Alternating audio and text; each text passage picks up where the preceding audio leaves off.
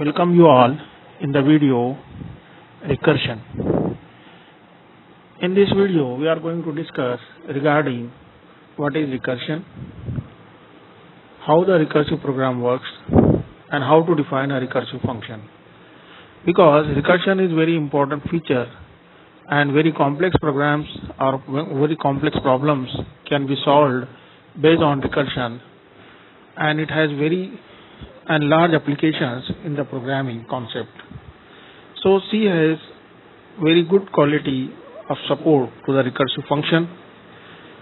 First of all, for understanding the recursion, we must have to thorough understanding of functions, types of functions, what are different ways of declaring a function, then how to declare a recursive function. In this way, we can easily understand the recursive functions, because recursion is very important feature in C language. So most of the programming concepts like recursive programs, programs based on stack, programs based on queues, programs based on linked list, they all programs based on the trees, programs based on the graphs. So all these important and complex programs are based on recursion. So here in our video, first we'll start with the function and then we'll go to the concept of recursive functions. So as we know that in case of C language, while writing a program, there are situations where we have to repeat some part of the code, some line of the programs. We have to repeat them in such a way that we can call them from different places, or we need them at the different part of the program. So for this, there are two solutions. First of all, either we have to write down the statements repeatedly, or we have to write down that statement at one place, and then we can call them from one place, and then we can call them whenever it is necessary. So in such a way that there is a need of the function. So first of all, we must define what is function. So a function defined as a function is a block of code that performs a specific task. It is basically a block of code. Block of code means nothing but these are certain lines of the code, or certain set of the lines of the programming instructions, or certain instruction set. So that particular set is called as block in terms of programming language. So we can define function as it is a block of code that performs a specific task, or it can also be defined as function is a group of statements that together performs a task. Means these particular group of statements are used for following a particular task.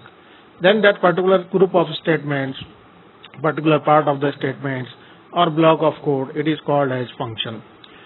Whenever we call as block, means that will be written in the two curly brackets. Then only we can call it a block of code. So a function can also be referred as method or subroutine or procedure. In programming language, we are having different names to the function.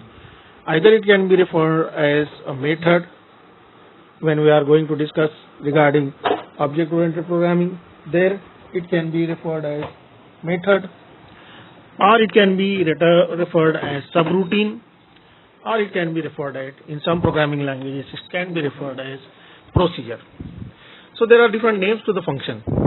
Either it can be called as a method, or it can be called as a subroutine, or procedure, or function. All are equal, or all are representing the same term in programming language. Now, every C program has at least one function, which is main. Means whenever we are writing a C program, there is a one main function in all C programs. Without that main function, then there will be no C program. So we can say that every C program has at least one function, that is main. So we are indirectly or directly we are using the function. When we declare main, means we are using a function. So if you are not using your own user-defined function, means at least you are using one function that is called as main. So every C program has one function that is called as main. Now The second feature regarding the function is you can divide your code into separate functions. How you divide up your code among different functions is up to you, but logically the division is such that each function performs specific tasks. Dividing a complex problem into smaller chunks or parts makes a program easy to understand and reuse. So this is also very basic functionality or quality of the function, that whenever there is a large program, we can divide that program into different parts or codes or chunks that can be easily understand and that can be easily reused in different parts of the program. So we will get a benefit by using the function is that we can divide the program into the smaller parts so that it can be easily understandable by the other users also, and it can be easily reusable by in the different parts of the programs also. So we will get an advantage by using the function that the complex program which are having large amount of the code or large number of the lines of the code, they can be divided into different codes or parts, and by writing the functions they can be called repeatedly from different parts of the program. So now how the functions are defined in C language. So here I have shown the diagram here. General form of function definition in C programming language is return type, name of function, parameter list. Generally, if there is a by default function returns integer data type. So if it is integer means by default it is integer, means there is no need to write down this return type. If there are float or character, in that case we have to write down those return type. Function name can be any name that we have to use as we declare variable names. So that same convention is used for writing the function name. It should not be start with the digits. It should be start with alphabets. You can use digit in between, maximum 8 characters, no blank spaces, no special characters except underscore. So like this, whatever rules of the function, rules of the variable names are there, that can be same rules are applied in the function name also. Then parameter list, you can call n number of parameters, and there is a body of the function, means here you write down the function. Now coming to these types of function, as we know that there are generally two types of the function. One is called as predefined and second one is called as user defined, or we can say that standard library functions or user defined function. Like we are using standard library function printf, scanf, main. These are all standard library functions. They are available inbuilt in the C language, and they are developed by the developer of the C language. So they have to use as it is. Irrespective of that, we are having another type that is called as user defined function. So that functions are actually written by the users, so that are called as user defined functions. User customized functions, so it is used for reducing the complexity of big programs or dividing the big programs into smaller parts that can be easily understandable and reusable. So these are user defined functions.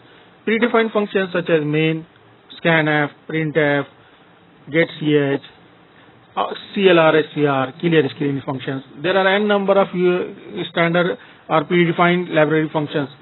So they are defined in the header files and .dll files. So all these are standard library functions. They have to be used as it is because user has no access to their code. So user defined functions can be used as it is in the code or C program. Predefined functions are used as it is. Now function can be classified. There already we have discussed this part, library functions and user defined functions. We have seen the examples also. Now there is another classification of function based upon their return type, because this classification is basically with respect to user defined functions. So they can be divided into 4 parts. That first one is function with no argument, no return value, function with no argument and return value, function with argument and no return value, function with argument and then return value. So these are the 4 divisions of user defined function based upon the return values they pass to each other. So in this way, this is the classification of user defined function based upon their return value. So here, whatever we are going to discuss, recursion, it is based on the user-defined function, because recursion can be used in our program, but basically recursion is mainly used with user-defined functions only, because inbuilt function or standard library functions, we don't know their code, so we cannot use them. But in some situations we can use them, but it is very risky to use them in the recursive method. So whatever recursion we are going to discuss here, it is related to other user-defined functions only. So recursion, first of all, we will define what is recursion, and then we'll see how to perform a recursive function or how to write down a recursive function. So recursion is basically a process in which a function calls itself directly or indirectly is called recursion. The process in which a function calls itself directly or indirectly is called a recursion, and the corresponding function is called as recursive function.